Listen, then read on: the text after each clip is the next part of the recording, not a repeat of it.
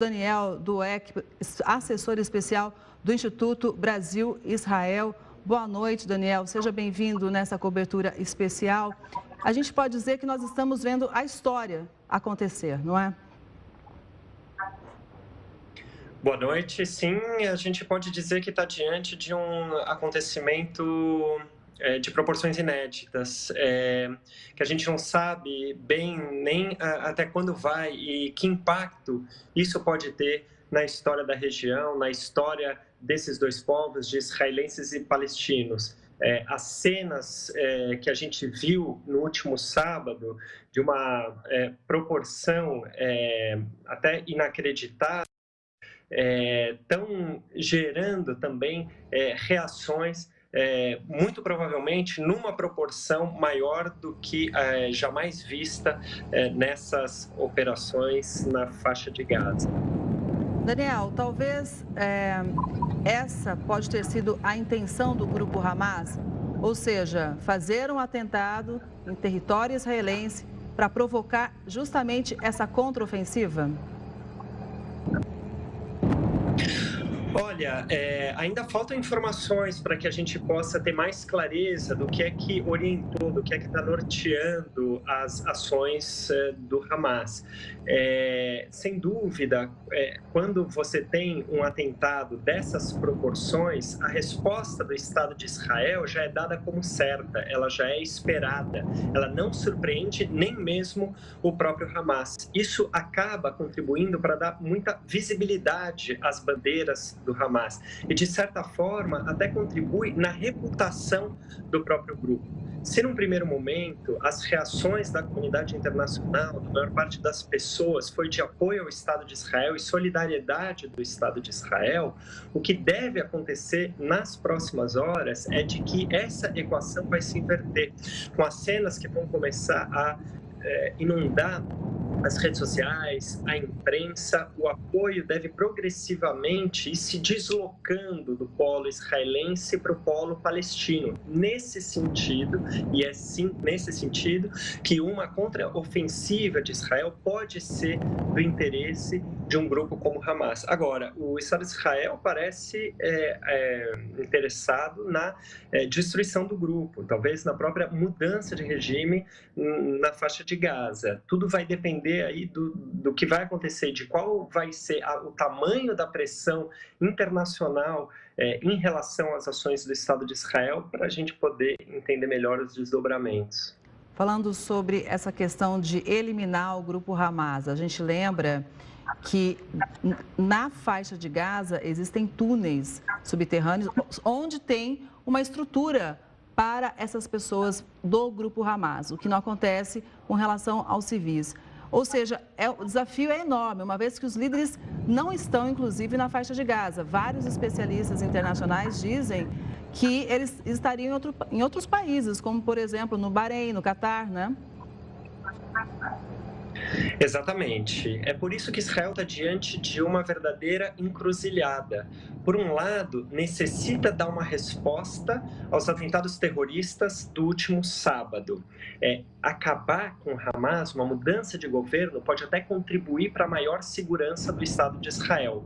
No entanto, além disso não ser fácil de se conseguir, também acaba ocasionando muitas baixas entre civis. E aí, atingir a população palestina vai justamente no interesse contrário ao do próprio Estado de Israel, no sentido de que você acaba produzindo dentro da população também uma aversão, também fomentando o surgimento de outros grupos que visam a eliminação do Estado de Israel da mesma forma que o próprio Hamas. É um pouco nessa corda bamba que o Estado de Israel vai ter que caminhar agora, entre dar uma resposta para o grupo, para o Hamas, eventualmente eliminar suas lideranças com toda essa dificuldade dos túneis, com o fato dessas lideranças em parte estarem no exílio, e, ao mesmo tempo, preservar, na medida do possível, a população civil. Mas, nesse momento, o que parece é que Israel está mais preocupado em dar essa resposta do que, como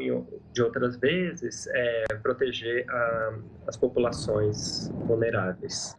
Agora são 23 horas e 42 minutos pelo horário de Brasília. A gente segue acompanhando em tempo real o que acontece na faixa de Gaza. Professor, tem uma notícia chegando aqui, eu gostaria de repercutir. É o seguinte, um professor morreu e outras 2 pessoas ficaram feridas depois de um ataque dentro de uma escola na França. O presidente Emmanuel Macron afirmou que o país não pode ceder ao terror.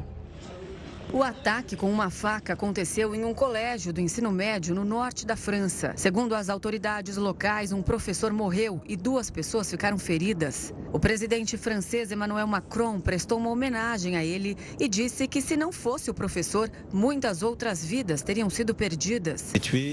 O professor que foi morto, sem dúvida, salvou muitas vidas. Seu colega, gravemente ferido, e o funcionário, que também ficou gravemente ferido, demonstraram a mesma coragem, assim como o diretor e muitos outros. E quero prestar essa homenagem a eles, a todos os nossos professores, e dizer o quanto apoiamos nesse momento. Macron também afirmou que o movimento exige que o país fique unido e apoiou a decisão do diretor em retomar com as aulas. Estou aqui para mostrar o apoio da nação, para dizer que estamos juntos e firmes. A melhor prova disso é a decisão do diretor para poder voltar. A escolha foi feita para não ceder ao terror e não deixar que nada nos divida.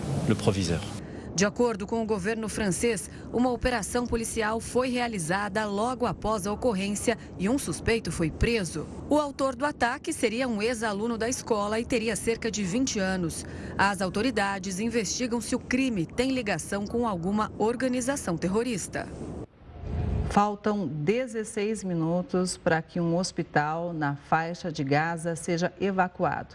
Esse prazo foi dado por Israel e nós temos acompanhado o drama desses pacientes, a dificuldade de remoção desses pacientes, como também a movimentação nesse hospital durante todo o dia. Neste momento, você confere imagens ao vivo da faixa de Gaza. A gente vê pouquíssimos pontos de iluminação, mas de vez em quando aparece um clarão. São bombas, mísseis que atingem a região. Esse bombardeio foi intensificado a partir das 18 horas, pelo horário de Brasília, meia-noite, pelo horário da faixa de Gaza e de Israel. Lá são 6 horas à frente. O professor Daniel continua aqui com a gente, analisando esse momento histórico. Eu gostaria de falar, Daniel, questionar, na verdade, com você, saber a sua opinião sobre essa morte de um professor na França, posicionamento do presidente Emmanuel Macron. A gente pode dizer que o mundo está em alerta, ou seja, outros casos de terrorismo podem acontecer no mundo neste momento, e a gente acompanha mais explosões na faixa de Gaza, olha só, infelizmente. Olha, sem dúvida, esse tipo de ataque pode sim acontecer. Emmanuel Macron, inclusive, relacionou, né, com o que está acontecendo no Oriente Médio, esse episódio na França. Importante lembrar que hoje, dia 13, foi declarado por uma liderança do Hamas como uma espécie de dia de fúria, no qual os muçulmanos deveriam se engajar numa luta contra o Estado de Israel e os seus apoiadores, não só na própria Palestina, como nos países do entorno e do mundo. Alguns países registraram manifestações, algumas delas, inclusive, de caráter antissemita. A gente viu uma situação de esfaqueamento em Pequim, a gente viu esse caso na França.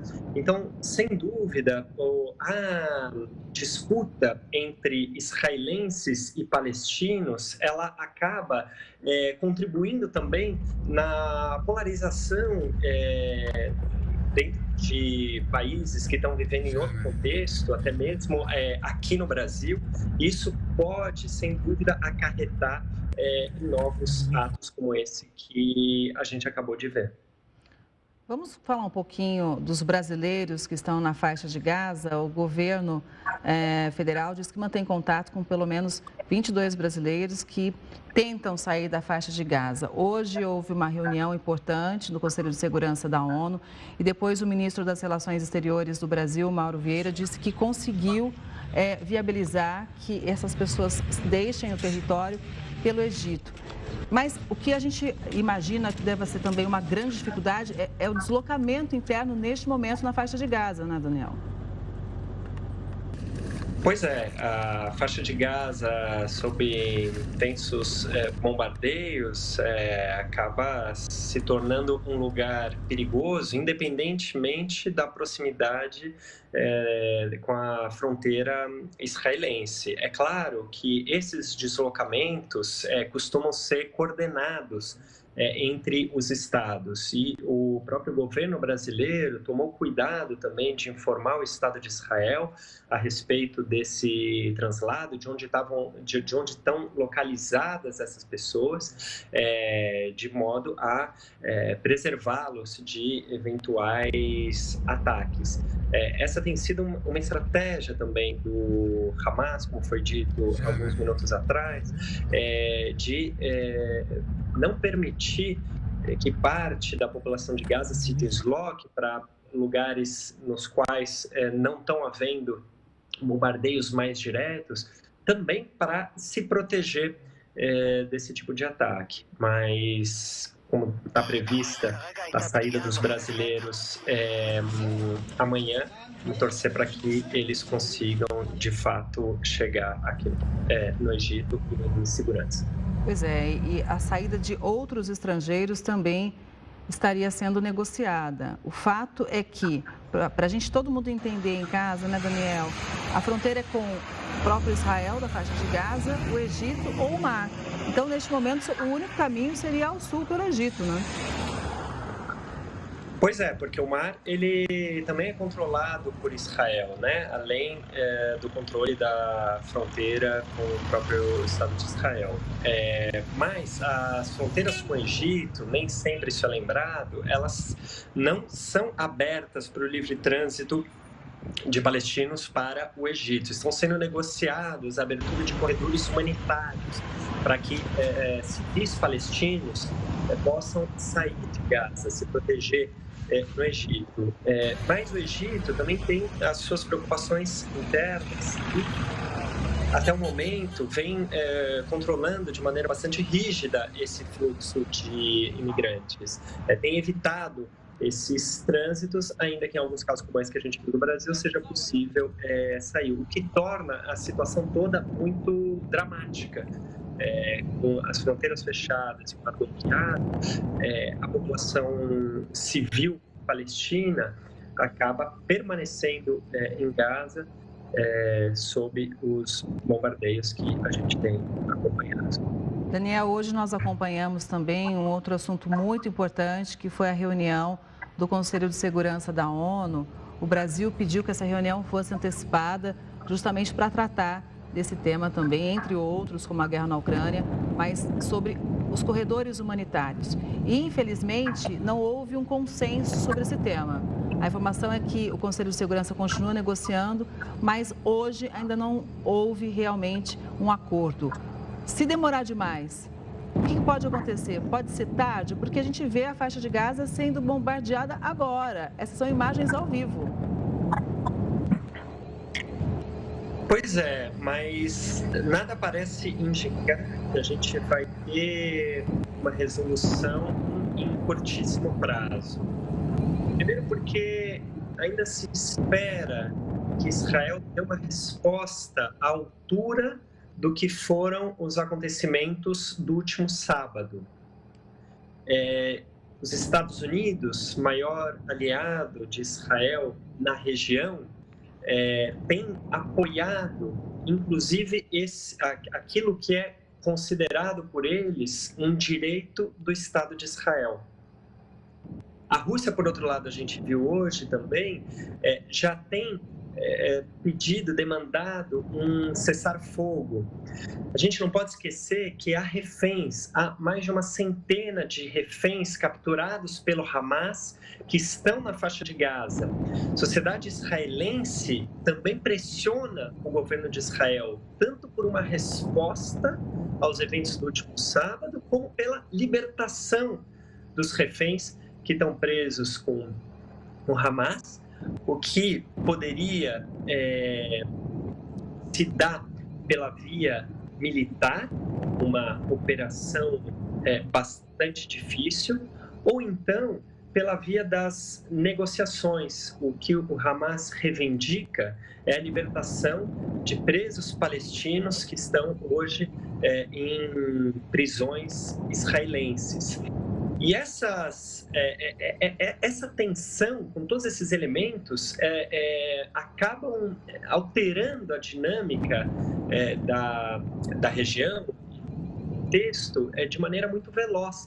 Então, por exemplo, vídeos dos reféns sendo torturados, alguns rostos reconhecíveis para que a população israelense saiba quem é que está sob o poder do Hamas, tem começado a circular pelas redes sociais como parte de uma estratégia de tentar fazer com que a própria sociedade israelense pressione o governo por uma outra saída que não o bombardeio. Mas a população ainda muito ferida com aquilo que aconteceu, tem exigido e está esperando uma resposta contundente do governo.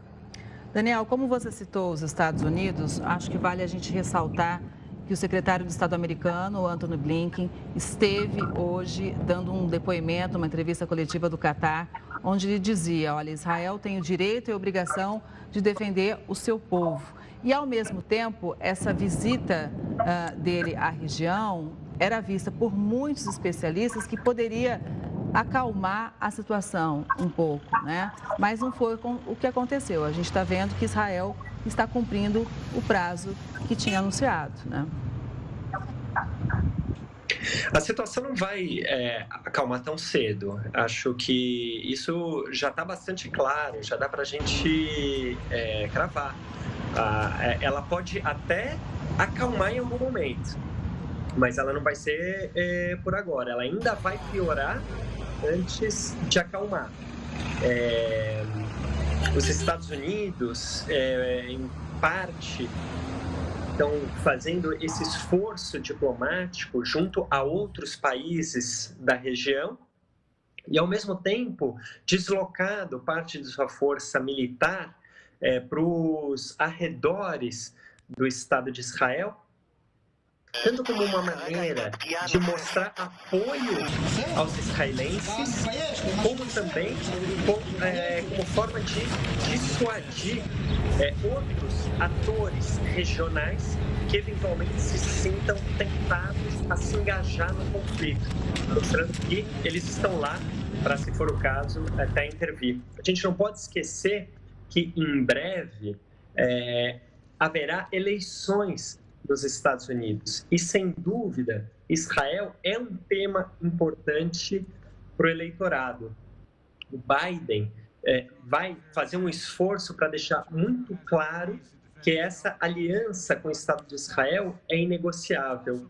Donald Trump, no governo anterior, se utilizou muito dos vínculos com o Estado de Israel, com a proximidade com Benjamin Netanyahu. Depois essa relação acabou esfriando e Trump está até pedindo o impeachment do Bibi. Mas o Biden, por outro lado, por vezes pertencente ao Partido Democrata, por vezes percebido como anti-Israel, tem feito, então, esse esforço de mostrar que a aliança vigora no seu governo.